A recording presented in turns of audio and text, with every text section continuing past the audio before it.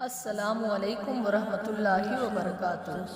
سامعین، حضرت مالک بن دینار رحمۃ اللہ علیہ فرماتے ہیں کہ میں ایک مرتبہ بصرہ کے جنگل میں جا رہا تھا۔ میں نے حضرت سعدون کو دیکھا جو سعدون مجنون کے نام سے مشہور تھے۔ میں نے ان سے پوچھا کیا حال ہے؟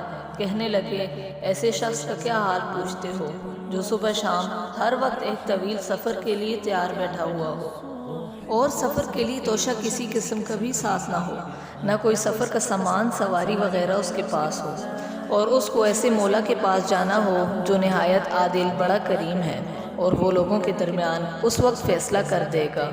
یہ کہہ کر وہ بہت زیادہ رونے لگے۔ میں نے پوچھا کہ رونے کی کیا بات ہے؟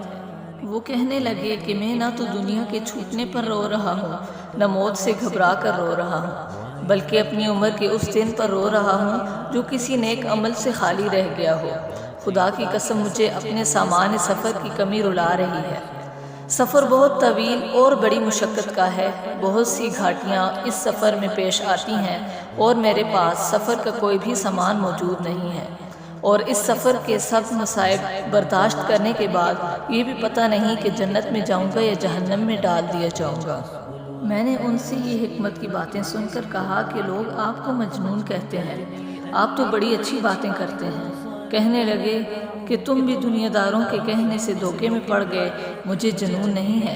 میرے آقا کی محبت میرے دل میں، میرے جگر میں، میری ہڈیوں میں بس گئی ہے۔ ان کے عشق میں میں حیران و پریشان رہتا ہوں، اس کی وجہ سے دنیا کے پاگل مجھے مجنون کہتے ہیں۔ میں نے پوچھا کہ آپ لوگوں سے بھاگتے ہیں، جنگل میں پڑے رہتے ہیں۔ اس پر انہوں نے 2 شعر پڑھے جن کا ترجمہ یہ ہے کہ آدمیوں سے ہمیشہ دور رہ اور اللہ جل شانہ کی ہم نشینی ہر وقت اختیار کر۔ تو آدمیوں کا جس حالت میں دل چاہے تجربہ کر لے، تو ہر حالت میں ان کو بچھو پائے گا کہ تکلیف پہنچانے کے سوا ان کا کوئی کام نہ ہوگا۔